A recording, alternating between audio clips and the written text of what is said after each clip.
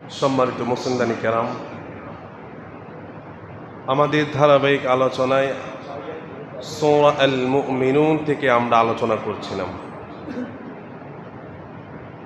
গত জুমাতে আমরা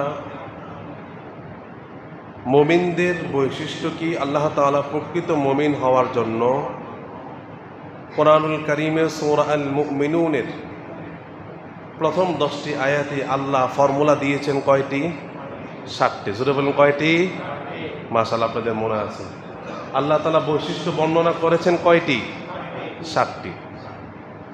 7টি থেকে আমরা একটার আংশিক আলোচনার কথা জমাতে করেছিলাম। আজকে আলোচনাটা আমাদের খুব ইম্পর্টেন্ট। যদি আমরা মনোযোগ সহকারে শুনতে পারি, আমরা বাসায় কিছু নিয়ে যেতে পারবো ইনশাআল্লাহ। মূলত আমরা প্রত্যেকটা বৈশিষ্ট্য থেকে আল্লাহ তাআলা কি বোঝাতে চেয়েছেন, আমরা সেই আল্লাহ তাআলার মূল বয়ান যেটা তাফসির, আমরা সেটা থেকে বের করার চেষ্টা করবো ইনশাআল্লাহ। আল্লাহ রাব্বুল আলামিন তিনি 1 নম্বর আয়াতে বলেছেন, ক্বাদ আফলাহাল মুমিনুন, মুমিনরা অবশ্যই সফল কাম হয়ে গেছে। তাহলে মুমিনদের প্রথমেই আল্লাহ তিনি সফলতার কথা বলেছেন যে অবশ্যই মুমিনরা সফল কাম হয়ে গেছে। আর উত্তর আমরা দিয়েছি যে মুফাসসিরিনে কেরাম বলেছেন, যারা এই 7টি বৈশিষ্ট্য অর্জন করতে পারবে অবশ্যই তারা সফল কাম হবে, তাতে কোনো সন্দেহ সংশয় নাই। তো মুমিনদের 7টি ফর্মুলা আল্লাহ রাব্বুল আলামিন এই কোরআনুল আল কারীমের ভিতরে দিয়েছেন। প্রথম নাম্বার যেটি আল্লাহ বলেছেন, আল্লাযীনা হুম ফি সালাতিহিম খাশিউন, মুমিন হবে তারা, প্রকৃত মুমিন হবে তারা যারা নামাজের মধ্যে বিনয়ী হয়। নামাজের মধ্যে কি হয়? বিনয়ী হয়। খুশু এবং খুদুর সাথে তারা সালাতকে আদায় করে, নামাজকে আদায় করে। তার ব্যাখ্যা আমরা গত জমাতে দিয়েছি। রাসূল করিম সাল্লাল্লাহু আলাইহি ওয়াসাল্লাম কি জিবরাইল আলাইহিস সালাতু ওয়াসসালাম প্রশ্ন করলেন, মাল ইহসান, নবীজি ইহসান কাকে বলে?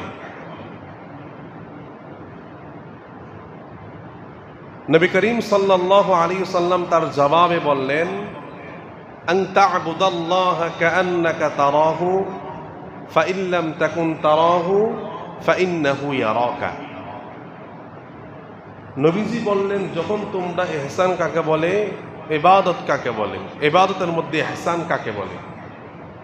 নবীজি বললেন, যখন তোমরা নামাজের মধ্যে দাঁড়াও তখন তোমরা ইরাদা করবা, মনে মনে বলবা, আন তা'বুদাল্লাহা কাআন্নাকা তারাহু, আমি আল্লাহ তাআলাকে দেখছি। সুবহানাল্লাহ।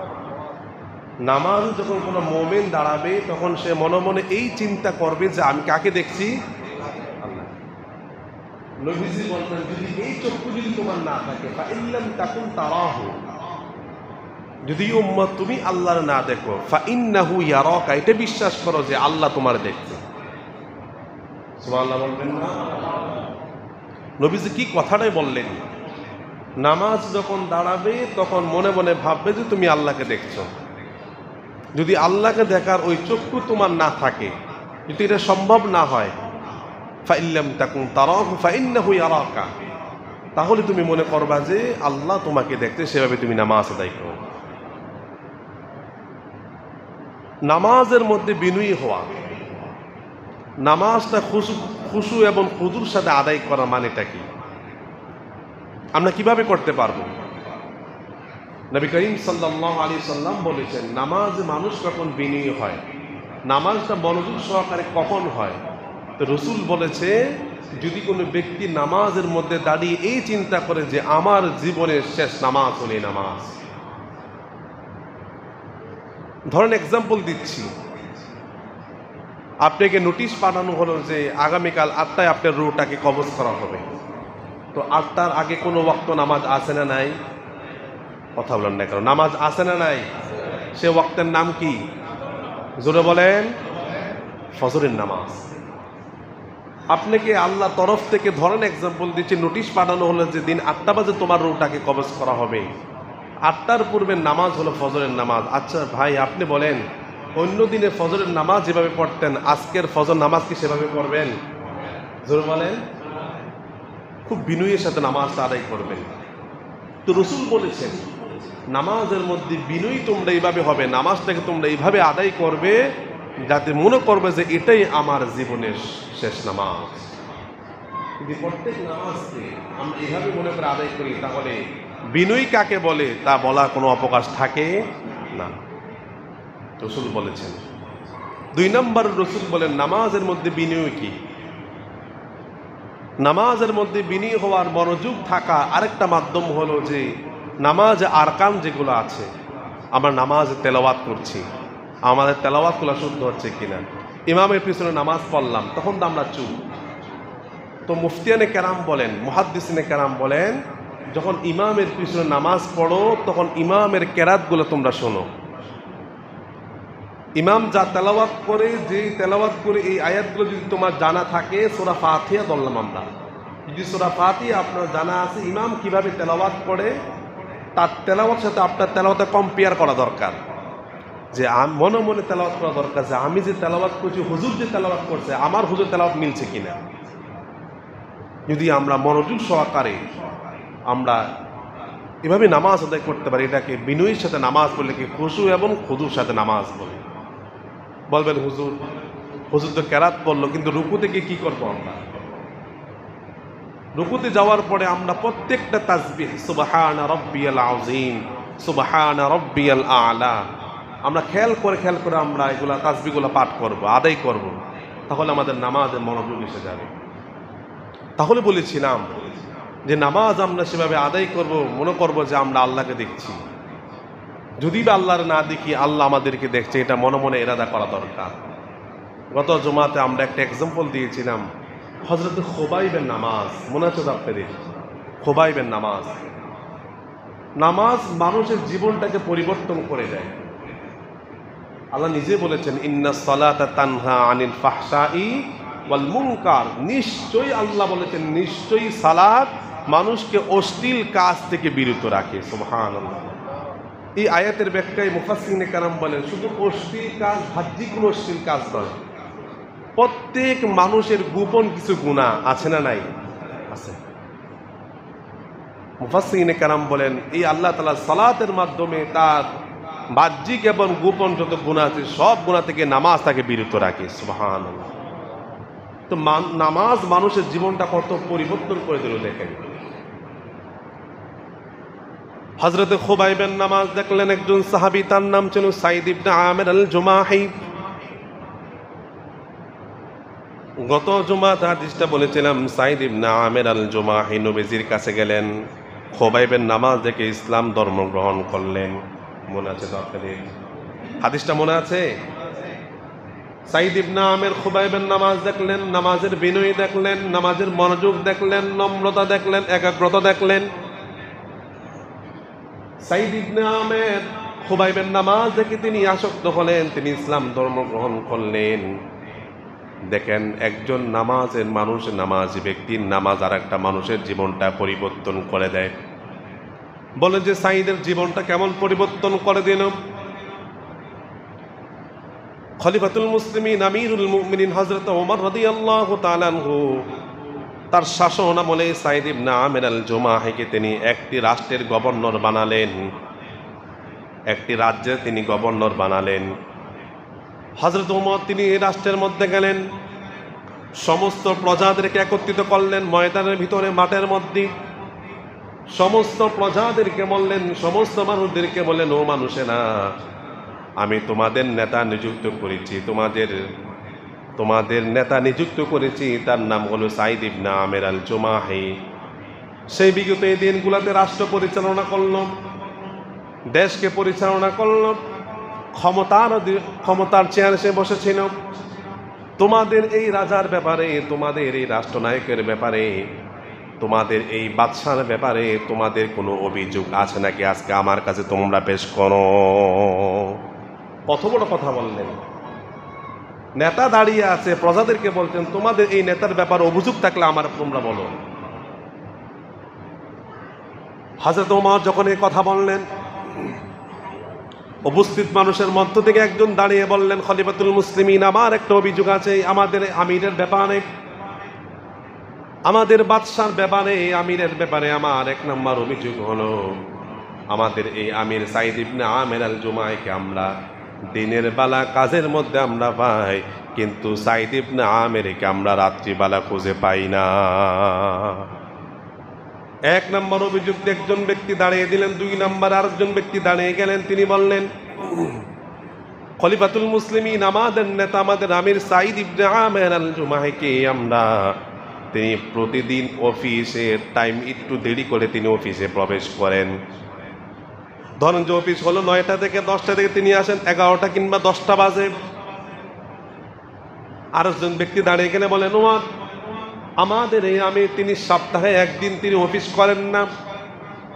চতুর্থ ব্যক্তি দাঁড়িয়ে বলেন, খলিফাতুল মুসলিমিন আমিনুল মুমিনিন, আমাদের এই আমির সাইদ ইবনে আমের আল জুমাহি, তিনি অফিস চলাকালীন হঠাৎ করে তিনি বেহুশ হয়ে যান। ওমর বললেন, চারজন যে অভিযোগ দিয়েছ, আগে অভিযোগগুলো জবাব শুনি, তারপরে তোমরা অন্য অভিযোগ দিও। হযরত ওমরকে দাঁড় করালেন, হযরত ওমর সাইদ ইবনে আমেরকে দাঁড় করালেন। দাঁড় করানোর পরে 4টি প্রশ্ন তাকে করা হলো, সাইদ ইবনে আমের, তোমার এই প্রজারা, তোমার এই জনগণ তোমার বিরুদ্ধে 4টি অভিযোগ দিয়েছে, আমি চাই তাদের সামনে আমি তোমার বিচারটা করব, তুমি প্রত্যেকটা প্রশ্নের জবাব তুমি দিবা। মুসলমান ভাইদারে আমার, সাইদ ইবনে আমের কি জবাবটা তিনি দিবেন? সাইদ ইবনে আমের তিনি 4টি প্রশ্নের জবাব বলেন, খলিফাতুল মুসলিমিন, আমি দিচ্ছি 4টি প্রশ্নের জবাব, 4টি অভিযোগের জবাব দিচ্ছি আমি। 1 নম্বরে, আমার প্রজারা, আমার জনগণ আপনার কাছে নালিশ করলো, অভিযোগ করলো যে আমার দিনের বেলা পায়, রাত্রিবেলা পায় না। এর জবাব হলো, ও খলিফাতুল মুসলিমিন, আমি সাইদ ইবনে আমের আল জুমাহি, যে জবাবটা তিনি দিলেন, মুসলমান সাইদ ইবনে আমের আল জুমাহির এই উত্তরটা আমি মনে করি প্রত্যেকটা মুসলমানের ঘরের ভিতরে স্বর্ণ করে লেখা দরকার।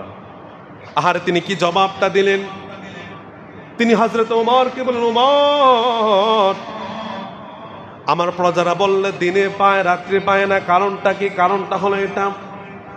বলে যে কি কারণ? বলে যে আমি আমার জীবনের হায়াতটাকে, আমি আমার সময়টাকে আমি 2টি ভাগ করেছি। বলে যে একটি ভাগ আমি আমার আল্লাহরে দিয়েছি, আরেকটি ভাগ আমি ওই মাওলার বান্দাদেরকে দিয়েছি।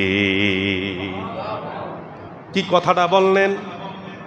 আমার হায়াতটাকে 2টি ভাগ করেছি, একটি ভাগ আমি আমার মাওলারে দেই, আরেকটা ভাগ আমি মাওলার বান্দাদের পিছনে ব্যয় করি। বলে যে কি সময়? বলে যে দিনের বেলা আমি আল্লাহর বান্দাদের পিছনে সময় ব্যয় করি, আর রাত্রিবেলা আমি আমার মাওলার ইবাদতে সময় ব্যয় করি।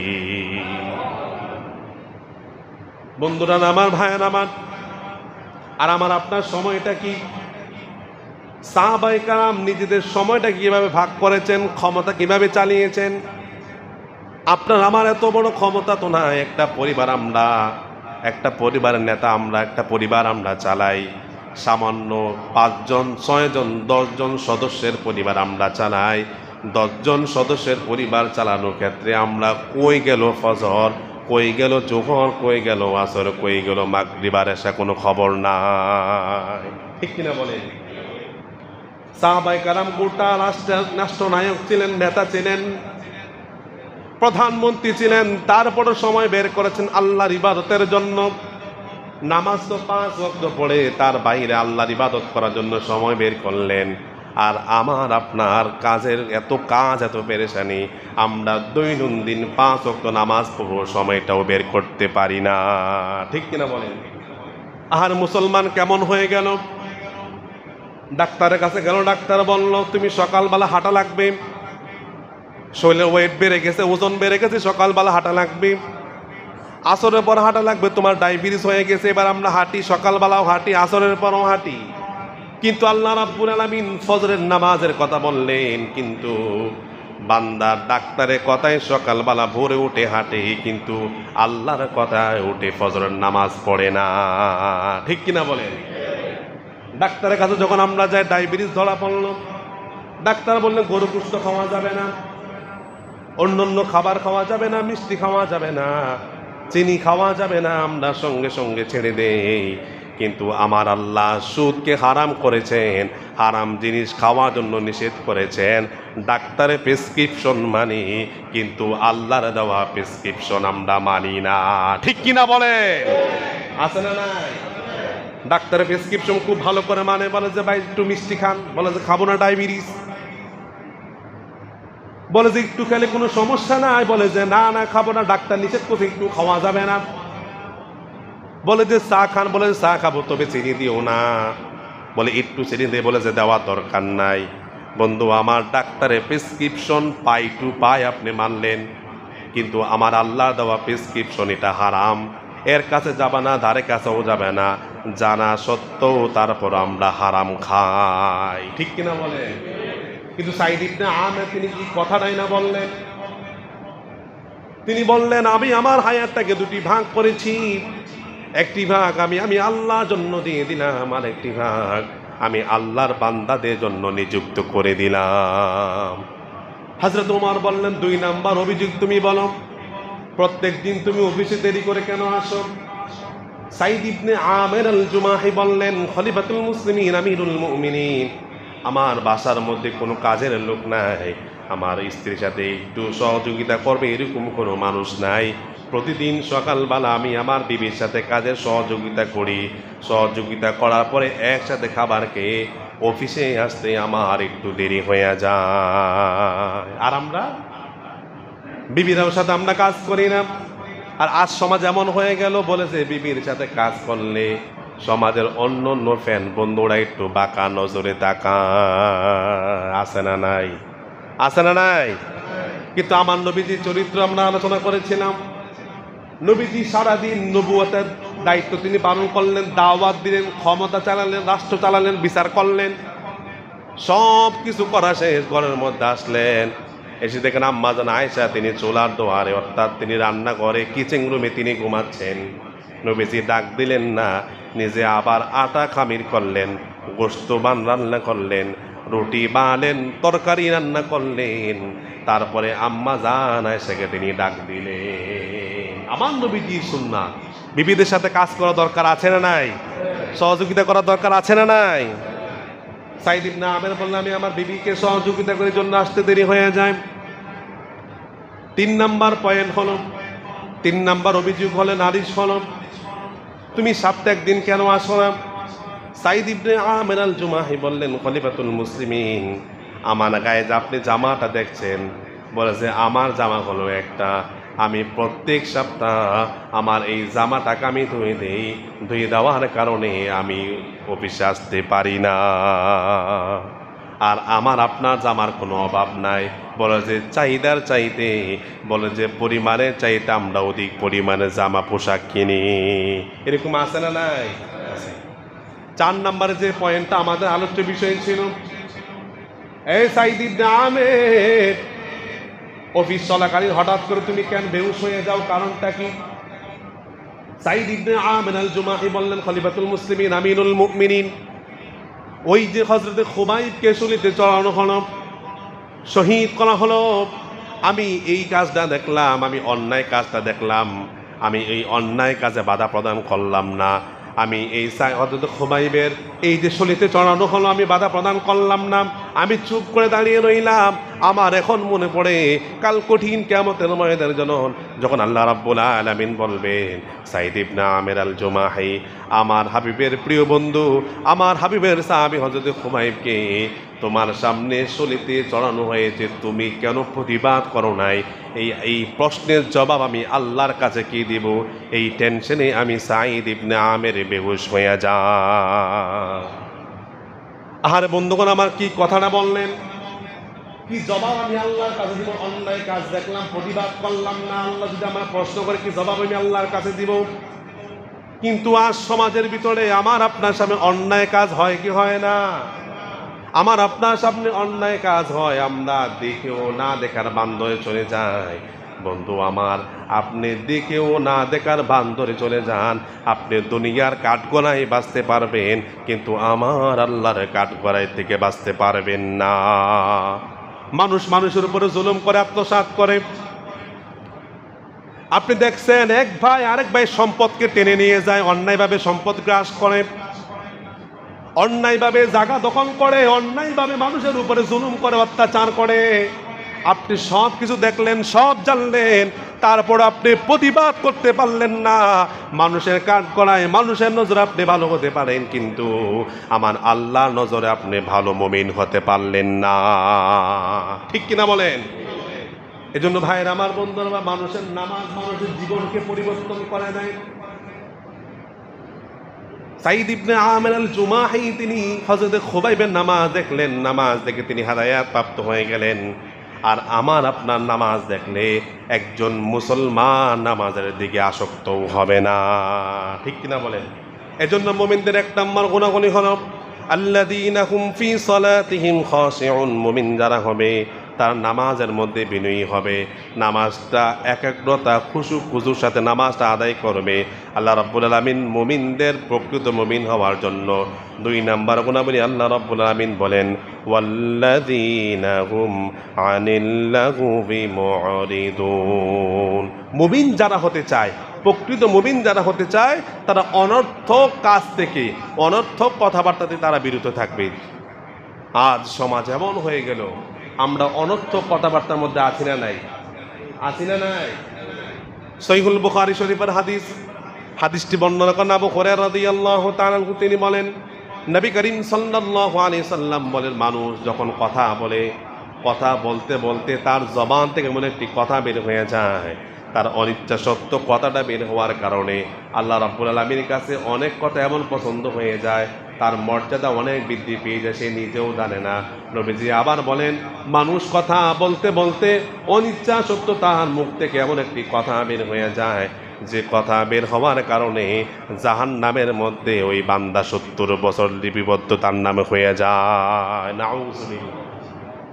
এজন্য নবীজি বলেছেন, ক্বালান নবী সাল্লাল্লাহু আলাইহি ওয়াসাল্লাম মান সামাতা নাজা। রাসূল বলেছেন, যেই চুপ থাকে সে নাজাত পায়।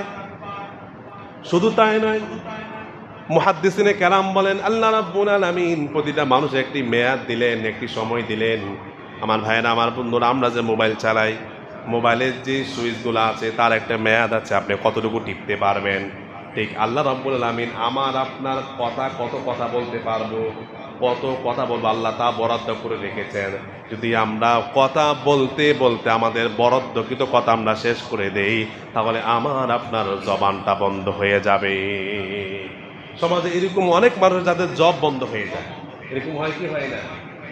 আপনারা যারা দেখবেন, ছোটকালে আমরা ক্যাসেট দেখতাম, ক্যাসেট চেঞ্জারে বাজাইতো ক্যাসেট। এই ক্যাসেট চলতে চলতে একসময় তার ফিতাটা শেষ। ঠিক মানুষের হায়াত আল্লাহ রাব্বুল আলামিন কিছু বরাদ্দ দিয়েছেন, আপনি 1 কোটি কথা বলতে পারবেন। আপনার যতটুকু হায়াত দিয়েছে, হায়াতে কতটা কথা বলবেন আল্লাহ তা বরাদ্দ করে দিয়েছেন। আপনি অনর্থক কথাবার্তা বলছেন, অনর্থক কাজ করছেন, এক সময় আপনার সেগুলো ফুরিয়ে যাবে। বন্ধুগণ আমার, ভাইয়ের আমার, অনর্থক কথাবার্তা বলা যাবে না, অনর্থক কাজ করা যাবে না। সময় পেয়েছেন আপনি তাসবিহ গুনাহ পড়েন, সময় পেয়েছেন আপনি জিকির আজকার করেন, সময় পেয়েছেন আপনি আল্লাহর ইবাদতে মশগুল হয়ে যান। আমার ভাইয়েরা, আমার বন্ধুরা, সমাজের মধ্যে বিশেষ করে আমার যুবক ভাইয়েরা, আমার যুবক বন্ধুরা আছে, বলে যে এশার নামাজ পড়তে সবচাইতে একদম কম সময় 20 মিনিট লাগে, ফরজ এবং সুন্নত বিতির পথে 20 মিনিট লাগে।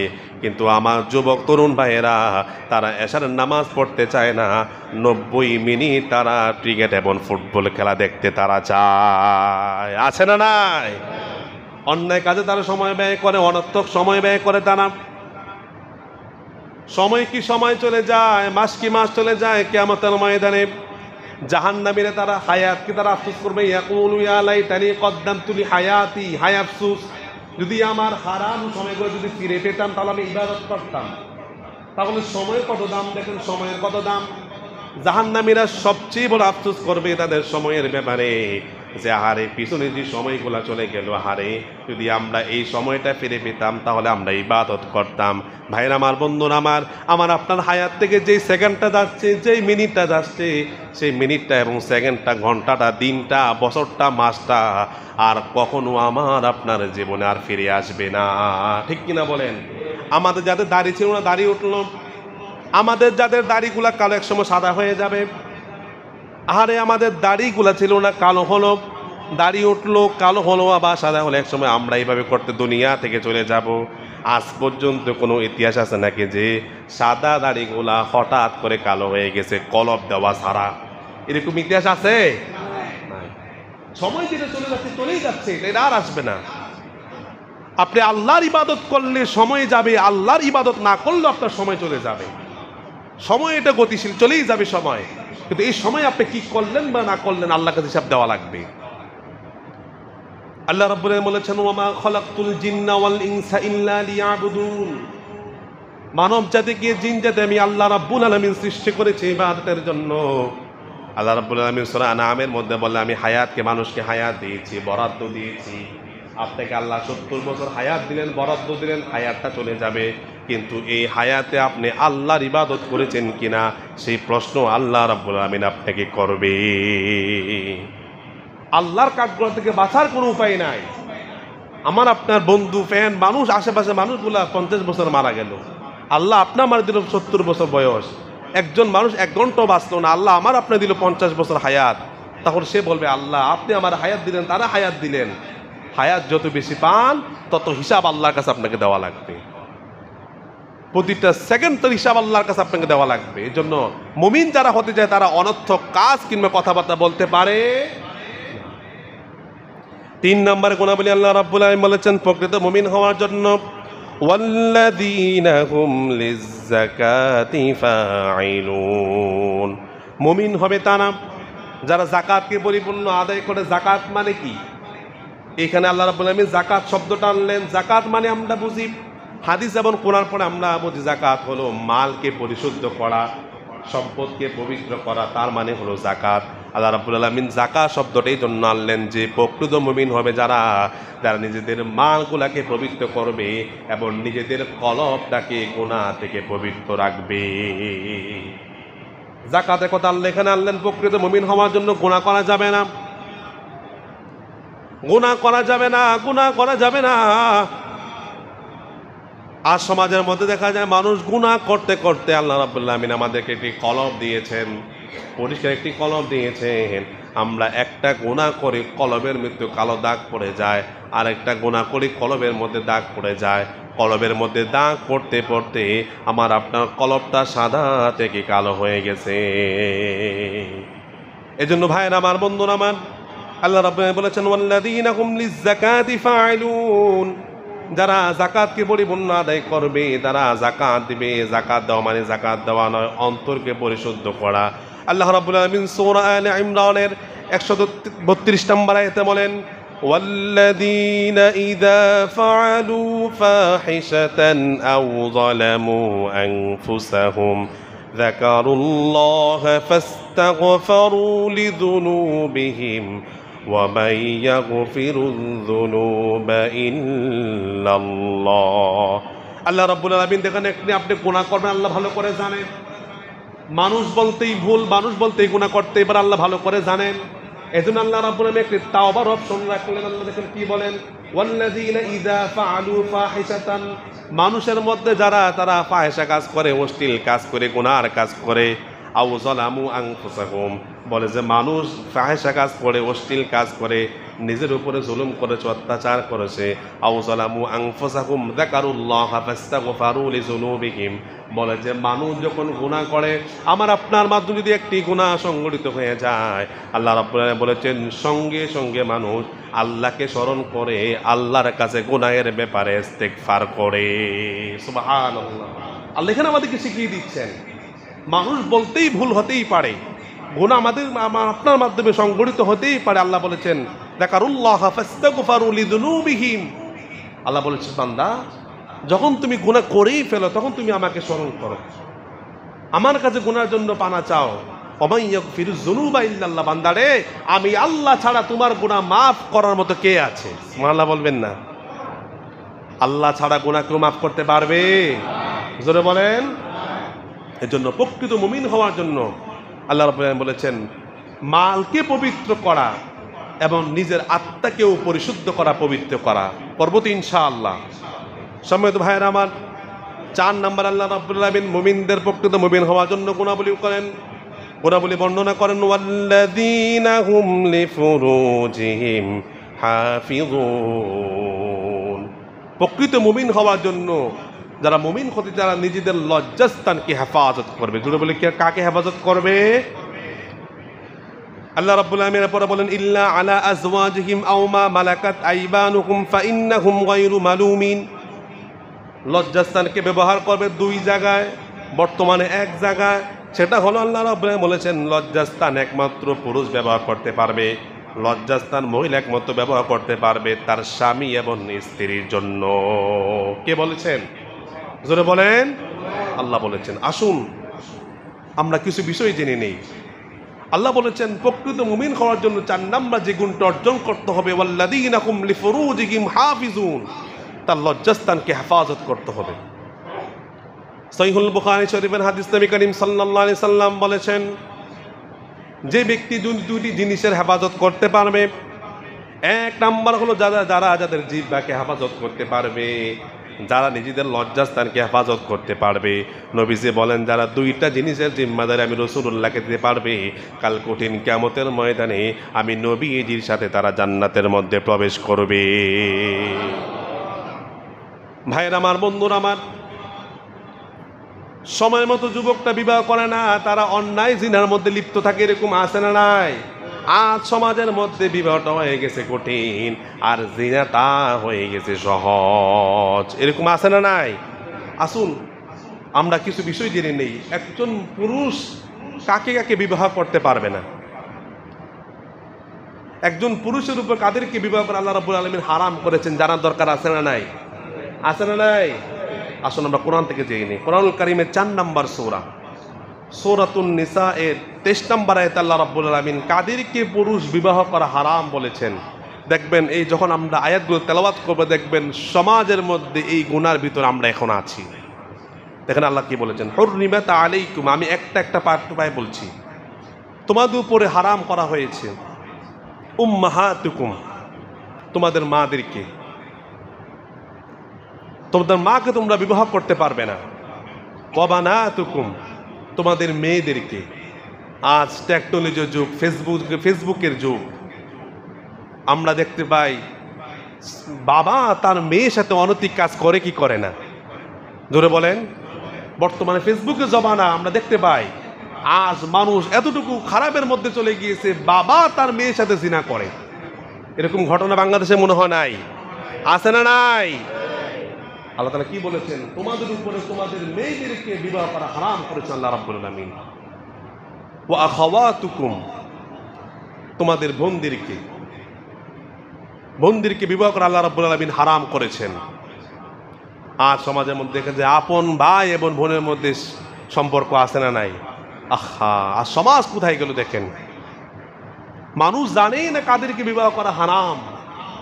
তাহলে 1 নম্বরে মাকে বিবাহ করা হারাম, 2 নাম্বার মেয়েকে বিবাহ করা হারাম, 3 নাম্বার আপন বোনকে বিবাহ করা হারাম, 4 নাম্বার ওয়া আম্মাতুকুম, ফুফুদেরকে বিবাহ করা যাবে না। আল্লাহ বলেছেন তোমাদের ফুফুদেরকে তোমাদের উপর হারাম করা হয়েছে। ওয়া খালাতুকুম, মার বোনকে কি বলে? খালা। আল্লাহ বলেছেন ওয়া খালাতুকুম, তোমাদের খালাদেরকে তোমাদের উপরে হারাম করা হয়েছে। ওয়া বানাতুল আখি, ভাইয়ের কন্যা অর্থাৎ ভাতিজি, যেটাকে আমরা বলি ভাতিজিকে আল্লাহ বলেন আমাদের উপরে হারাম করেছেন। ওয়া বানাতুল উখতি, বোনের মেয়ে ভাগ্নিকে আমাদের উপরে হারাম করে দিয়েছেন। ওয়া উম্মাহাতুকুমুল্লাতি আরদানাকুম, ভালো করে শুনেন, যদি কোনো মহিলা আপনি শিশু অবস্থায় আপনাকে দুধ পান করায় তাকে আমরা দুধ মা বলি। কি বলি? আল্লাহ বলেছেন ওয়া উম্মাহাতুকুমুল্লাতি আরদানাকুম, তোমাদের দুধ মাকে তোমাদের উপরে হারাম করা হয়েছে। তার মানে দুধ মাকে আমরা বিবাহ করতে পারবো না। ওয়া আখাওয়াতুকুম মিনার রাদাআতি, দুধ বোন। যেই মহিলাটা আপনাকে দুধ পান করালো ওই মহিলার মেয়ে হলে আপনার দুধ বোন। আপনি ওই দুধ বোনকে বিবাহ করতে পারবেন না, আপনার হারাম করা হয়েছে। ওয়া উম্মাহাতু নিসাইকুম, আল্লাহ বলেছেন আপনার স্ত্রীর মা মানে আপনার শাশুড়ি, শাশুড়িকে বিবাহ করা হারাম। আর সমাজের মধ্যে দেখা যায় বউ রেখে শাশুড়ি নিয়ে পালায়, এরকম আছে না নাই? আছে। ওয়া উম্মাহাতু নিসাইকুম, আল্লাহ বলেছেন শাশুড়িকে তোমাদের উপরে হারাম করা হয়েছে, তাদেরকে তোমরা বিবাহ করতে পারবে না। ওয়ারাবাইবুকুমুল্লাতি ফি হুজুরিকুম মিন নিসাইকুমুল্লাতি দাখালতুম বিহিন্না, এই জায়গাটা একটু ভালো করে শুনেন। আপনি একজন মহিলাকে বিবাহ করলেন, যে মহিলাটার আগে বিবাহ হয়েছে, আগের সংসারে তার একটি কন্যা সন্তান আছে, একজন মেয়ে আছে। আপনি ওই মহিলাটাকে ওই মেয়ের সাথে তাকে আপনি বিবাহ করলেন। আল্লাহ বলেছেন আল্লাতী ফি হুজুরিকুম মিন নিসাইকুম, যে মেয়েটা তোমার ঘরে বসবাস করে, তোমার স্ত্রীর মেয়ে অর্থাৎ আগের সংসারের মেয়ে, যদি ওই স্ত্রীর সাথে আল্লাতী দাখালতুম বিহিন্না, যদি ওই স্ত্রীর সাথে তোমার ফিজিক্যালি কোনো রিলেশন হয়, তাহলে ওই মেয়েটা তোমার জন্য হারাম হয়ে যায়। কত বড় কথা আল্লাহ বললেন। আপনি একজন মেয়েকে বিবাহ করলেন, ওই মহিলাটার আগের সংসারের কন্যা আপনার আমার ওপর হারাম করে দিয়েছেন কে? আল্লাহ তাআলা। আল্লাহ বলেছেন ফাইল্লাম তাকুনু দাখালতুম বিহিন্না, আর যদি তোমার স্ত্রীর সাথে তোমার ফিজিক্যালি কোনো রিলেশন না হয়, সম্পর্ক না হয়, তাহলে ফালা জুনাহা আলাইকুম, তাহলে তার মেয়েকে তুমি বিবাহ করতে পারবে, তাতে কোনো গুনাহ নাই। ওয়া হালাইলু আবনাইকুমুল্লাযীনা মিন আসলাবিকুম, এরপর আল্লাহ বলেন তোমাদের অরুষজাত সন্তান, আপন ছেলের স্ত্রীকে শ্বশুরের উপরে পিতার উপরে বিবাহ করা হারাম। আর সমাজের মধ্যে আমরা দেখতে পাই ছেলে থাকে বিদেশে আর শ্বশুর তার পুত্রবধূ নিয়ে ভাগে, এরকম আছে না নাই? আছে। নাউযুবিল্লাহ, এই কাজ করা যাবে না। আমি তো প্রায় মাহফিলে কথাটা বলি যে ছেলে থাকে বিদেশে, শ্বশুরের সাথে ছেলের বউকে না দেওয়াটাই উত্তম। আর সমাজ এত ভাইরাস আক্রান্ত হয়ে গেছে সমাজ। আল্লাহ বলেছেন ওয়া হালাইলু আবনাইকুমুল্লাযীনা মিন আসলাবিকুম, নিজের সন্তান ছেলের বউ তোমাদের উপর আমি হারাম করেছি। আরেকটা ইম্পর্টেন্ট যেই কথাটা আল্লাহ বলেছেন ওয়া আন তাজমাউ বাইনাল উখতাইনি ইল্লা মা ক্বাদ সালাফা, আল্লাহ বলেছেন আপন দুই বোনকে এক ঘরে রাখা যাবে। এখন বউর চাইতে শালি ভালো, এরকম আছে না নাই? বউ রেখে শালি নিয়ে পালায়। আল্লাহ বলছেন না, আন তাজমাউ বাইনাল উখতাইন, আপন দুই বোনকে একত্রে রাখা যাবে না। এরপর আল্লাহ বলেন ওয়াল মুহসানাতু মিনান নিসাই ইল্লা মা মালাকাত আইমানুকুম, যেটাকে আমরা বাংলাদেশের ভাষায় পরকিয়া বলি। আল্লাহ বলেছেন ওয়াল মুহসানাতু মিনান নিসা, কোন একটি মহিলা তার স্বামীর ঘরের মধ্যে আছে, ওই স্বামী তালাক দেওয়া বিগিন ওই মহিলাকে তুমি বিবাহ করতে পারবে না। আজ সমাজের মধ্যে দেখা যায় যে অন্যের স্ত্রীর সাথে পরকিয়া করে, এরকম আছে না নাই? আছে না নাই? ভাইরাসে আক্রান্ত হয়ে গেছে সমাজ। আল্লাহ বলেছেন ওয়াল মুহসানাতু মিনান নিসা, অন্যের স্বামীর অধীনস্থ মহিলাকে তোমরা বিবাহ করতে পারবে না। তাহলে ভাইয়ের আমার, আমরা যে এতগুলা বললাম, আল্লাহ তাআলা বলেছেন ওয়াল্লাযীনা হুম লিফুরুজিহিম হাফিজুন, স্ত্রীবিহীন আমরা কাদের সাথে লজ্জাস্থান ব্যবহার করতে পারবো না। এই যে বললাম, 1 নাম্বার মা, 2 নাম্বার মেয়ে, 3 নাম্বার বোন, 4 নাম্বার হলো ফুফু, 5 নাম্বার হলো খালা, 6 নাম্বার হলো ভাতিজি, 7 নাম্বার হলো ভাগ্নি, 8 নাম্বার হলো দুধ মা, 9 নাম্বার হলো দুধ বোন, 10 নাম্বার হলো শাশুড়ি, 11 নাম্বার হলো স্ত্রীর আগের সংসারের মেয়ে, 10 নাম্বার, 11 নাম্বার হলো আপনার ছেলের স্ত্রী, 12 নাম্বার হলো 2 বোনকে একত্রিত করা যাবে না, 13 নাম্বার হলো অন্যের স্ত্রীকে ভাগিয়ে এনে বিবাহ করা যাবে না। আল্লাহ আমাদের উপর হারাম করেছেন। যদি আমরা এইগুলো ফলো করি, যদি আমরা আমল করতে না পারি, তাহলে আমরা প্রকৃত মুমিন হতে পারবো না। ওয়াল্লাযীনা হুম লিফুরুজিহিম হাফিজুন, প্রকৃত মুমিন হওয়ার জন্য লজ্জাস্থানকে হেফাজত করতে হবে। লজ্জাস্থান হেফাজত করার একটাই মাধ্যম রেখেছে বিবাহ বন্ধন। আজ সমাজের মধ্যে বিবাহটা কঠিন হয়ে গিয়েছে, এই জন্য ছেলেরা জিনা করে, এই জন্য জিনাটাকে সমাজ একটু ইজিলি কিছুই মনে করে না। সমাজ বলে যে উঠতি বয়সী করবেই, কোনো সমস্যা নাই, ঠিক কিনা বলেন? এজন্য বাবারা যারা এখানে আছেন, সর্বশেষ একটি মেসেজ দিতে চাই, বাবারা যেখানে এখানে আছেন, সন্তান যখন উপযুক্ত হয়ে যাবে, আপনার উপর হক অধিকার হলো তাদেরকে বিবাহে বন্ধনে আবদ্ধ করে দেওয়া। কিয়ামতের ময়দানে যখন আপনার আমল নামা দেওয়া হবে, যখন দেখবেন আপনার আমল ইফতিজিকের গুনাহ, জিনার গুনাহ, তখন বলবেন আল্লাহ আমি বৃদ্ধ বয়সে এই গুনাহ কবে করলাম? আল্লাহ বলবে তুমি গুনাহ করে তোমার সন্তান যে উপযুক্ত হওয়ার পরে গুনাহ করেছে তার 1% তোমার আমল নামা দেওয়া হয়েছে। নাউযুবিল্লাহি মিন যালিক। এই জন্য বাবার যারা এখানে আছেন, সন্তান যখন উপযুক্ত হয়ে যাবে তাদেরকে আপনার ভালো মেয়ে এসে ভালো ছেলে দেখে আপনি তাদেরকে বিবাহ বন্ধনে আবদ্ধ করে দিবেন। যেই কয়েকটি গুণ বললাম আল্লাহ রাব্বুল আলামিন বাকি অংশগুলো আমরা আগামী জুমাতে আলোচনা করব। আল্লাহ তাআলা আমাদের সকলকে আমল করার তৌফিক দান করে পড়ি আল্লাহুম্মা আমিন। ওমা আলাইনা ইল্লাল বালাগ। আসসালামু আলাইকুম ওয়া রাহমাতুল্লাহ।